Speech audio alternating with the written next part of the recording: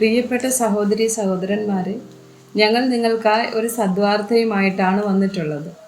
2025 ജനുവരി 1 മുതൽ 365 തലക്കെട്ടുകൾ ഉൾപ്പെടുത്തിക്കൊണ്ടുള്ള വർഷം മുഴുവൻ പ്രാർത്ഥിച്ച് ധ്യാനിക്കാനുള്ള വചനങ്ങൾ ഞങ്ങൾ പങ്കുവയ്ക്കുന്നു. എല്ലാ ദിവസവും ഞങ്ങൾ ഒരു തലക്കെട്ടും അതുമായി ബന്ധപ്പെട്ട വചനങ്ങളും അയച്ചു തരുന്നതായിരിക്കും. വചനങ്ങൾ കേട്ട് ധ്യാനിച്ച് അനുഗ്രഹം പ്രാപിക്കാൻ ഞാൻ നിങ്ങളെ പ്രോത്സാഹിപ്പിക്കുകയാണ്. ദയവായി സബ്സ്ക്രൈബ് ചെയ്യുകയും നിങ്ങളുടെ കൂട്ടുകാരുമായി പങ്കുവയ്ക്കുകയും ചെയ്യുക. നന്ദി.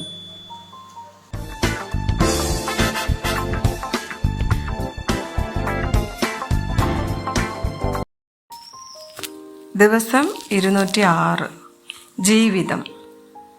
ഉൽപ്പത്തി 2 വചനം 7.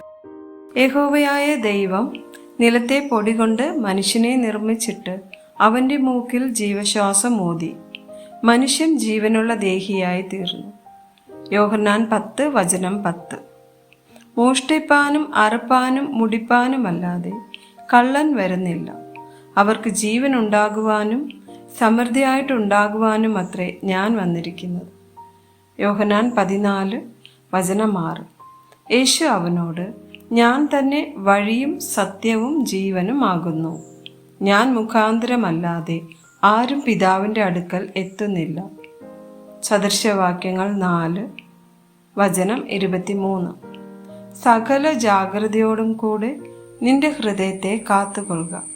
ജീവന്റെ ഉത്ഭവം അതിൽ നിന്നല്ലോ ആകുന്നത്. ആവർത്തനം 30 19 20 വചനങ്ങൾ.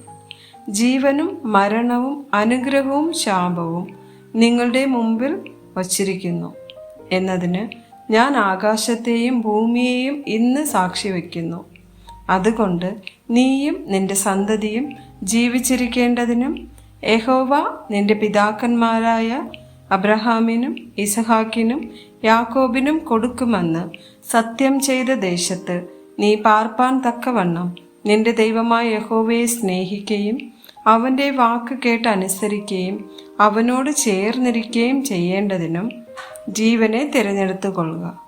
അതല്ലോ നിനക്ക് ജീവനും ദീർഘായുസ്സും ആകുന്നു. സങ്കീർത്തനം 16 വചനം 11. ജീവന്റെ വഴി നീ എനിക്ക് കാണിച്ചു തരും. നിന്റെ സന്നിധിയിൽ സന്തോഷ പരിപൂർണതയും നിന്റെ വലതുഭാഗത്ത് എന്നും പ്രമോദങ്ങളും ഉണ്ട്. റോമർ 6 വചനം 23. പാപത്തിൻ്റെ ശമ്പളം മരണമത്രേ. ദൈവത്തിൻ്റെ കൃപാവരമോ നമ്മുടെ കർത്താവായ യേശുക്രിസ്തുവിൽ നിത്യജീവൻ തന്നെ. ഗലാത്യർ 2 വചനം 20. ഞാൻ ക്രിസ്തുവിനോട് കൂടെ ക്രൂശിക്കപ്പെട്ടിരിക്കുന്നു. ഇനി ജീവിക്കുന്നത് ഞാനല്ല, ക്രിസ്തുവത്രേ എന്നിൽ ജീവിക്കുന്നു.